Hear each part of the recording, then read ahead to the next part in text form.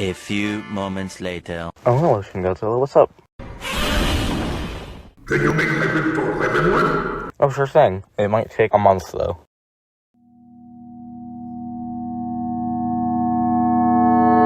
About 2 weeks ago, I got a comment from someone asking me to make a hybrid for the Hybrid War. Now, I'm a small channel. I don't really have a lot of viewers, let alone comments, so even noticing a singular comment immediately flooded dopamine into my brain. I immediately accepted the challenge and got to work on a creature that could possibly stand a chance against Indominus 2.0. Now, you may be thinking, but Cryptic.Platypus, submissions of the Hybrid War already ended a while ago. To which I say yes.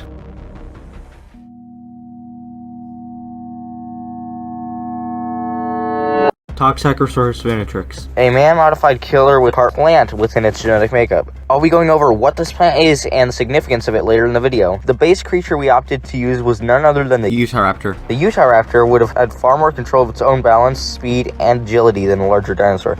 That being said, the Utahraptor wasn't exactly a turkey either. The Utahraptor had a height of 6 to 7 feet, a length of 20 to 23 feet, and a weight of around 1,100 lbs. That's longer than a rhino.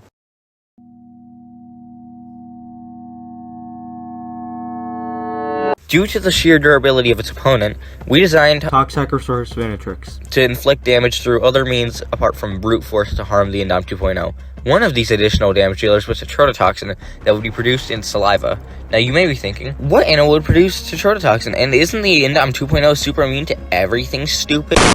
Well, you see, kind viewer, we added blue-ringed octopus modifications to the Toxacosaurus Venatrix. The Indom 2.0 will absolutely struggle. Not a single animal in the 2.0 is resistant to tetrodotoxin. On top of that, the amount of tetrodotoxin injected into the Indom 2.0's bloodstream would not be small by any means. The bigger the animal, the bigger the concentration. The average weight of a blue-ringed octopus is around 25 grams in weight, and they have been estimated to possibly hold between 1 and 10 milligrams of tetrodotoxin. Alongside this, the blue-ringed octopus tetrodotoxin concentration is around 20 milligrams.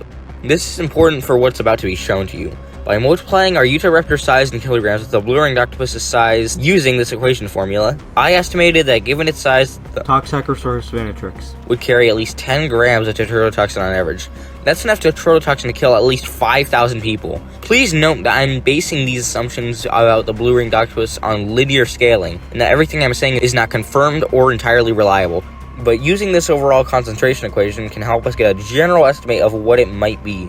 Our hybrid could hold an even higher tetrodotoxin concentration for all we know. The Toxacosaurus would of course have a natural immunity to this toxin through means of receptor cell modifications as well as antibodies. This is where our next creature comes into place.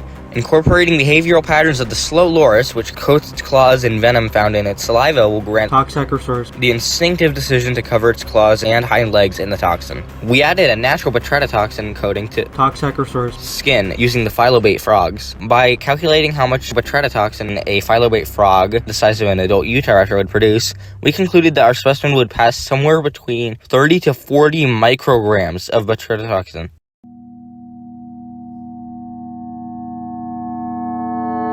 We incorporated the structural mobility of human shoulders into the Toxacosaurus, providing it extended mobility, arm rotation, and joint balance. Through isolating genes that are responsible for limb growth and modifying them with hastigal features, mainly the feet, we can create hastigal-like claws which are positioned in a way that would allow them to work as arms rather than back feet. For those who don't know, hastigals were the largest species of eagle known to man until they went extinct in 1445. While we are using hastigal modifications for the claws, the depictions I drew out are a bit over-exaggerated. Like all those bumps and the scaling and the color palette they have in general is not quite accurate. Another important detail I should mention is that the arms of the Utahraptor are going to stay as unaltered as possible.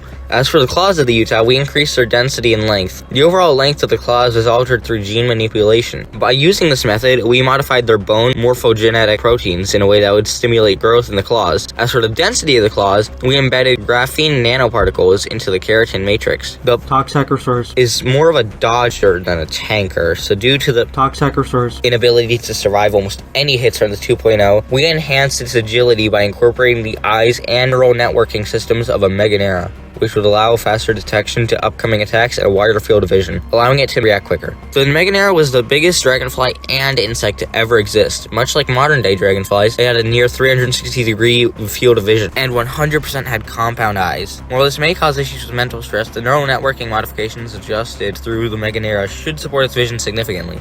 Now you may be thinking that the other creatures the Toxacosaurus. is made out of would cause conflicts with vision. The facial structure and jaws would be modified with that of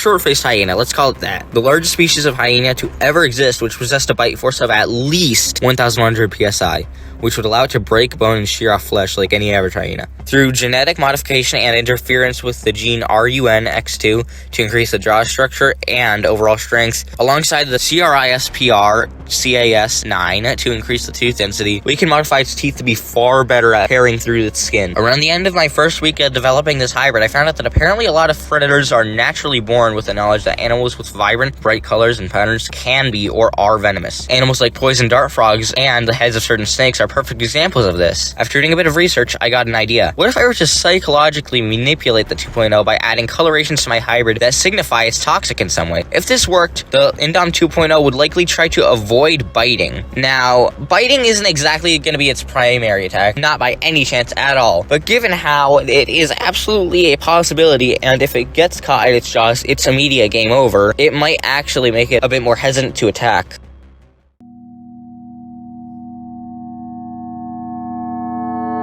I've been stalling long enough. I think it's time for me to show you the plant that I've put into my hybrid. I introduced to you the Gimpy plant.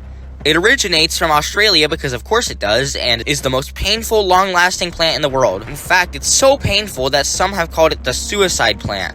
The plant causes nausea, dizziness, intense scratching, panic attacks, and of course, excruciating pain. Heck, it's literally been described to feel somewhat like being on fire. I'm sure you can see where I'm going with this plant. Using the Gimpy plant and putting it into the mucus and saliva secretion, we can create a bite that not only does damage to 2.0, well, we already had that, but it would also cause it to writhe in pain. And before you go, oh, but it was a Rex, and so it was big, so it wouldn't work. No! Now, we have added plant DNA and general components into animals before, albeit not as specific or successful as we intend to make it here, but still, it is somewhat possible to do with very, very mild success. However, we're basically creating dinosaurs, so I wouldn't overthink it too much. The Gimpy shouldn't kill the 2.0, not by any means, but that's not its purpose either. Once a clean bite gets in and the 2.0's leg starts writhing in pain, the 2.0's leg will start writhing in pain. This pain can also work as a distraction while the Toxacosaurus looks for a new attack point. But wait, there's more. Very recently, I learned that a lot of carnivorous animals will naturally know to avoid— oh wait, I already said this.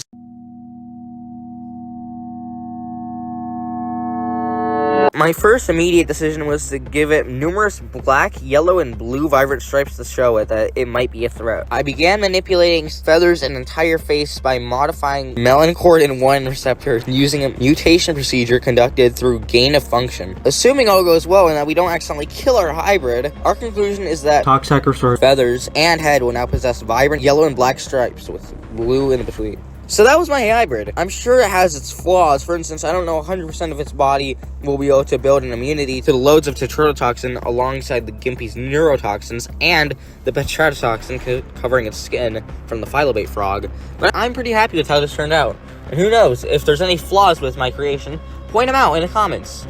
Or comment in general. I'm in a dry spell, guys, please. I hope you guys enjoy— holy stutter. I hope you guys enjoy this video, and I'll see you guys next time.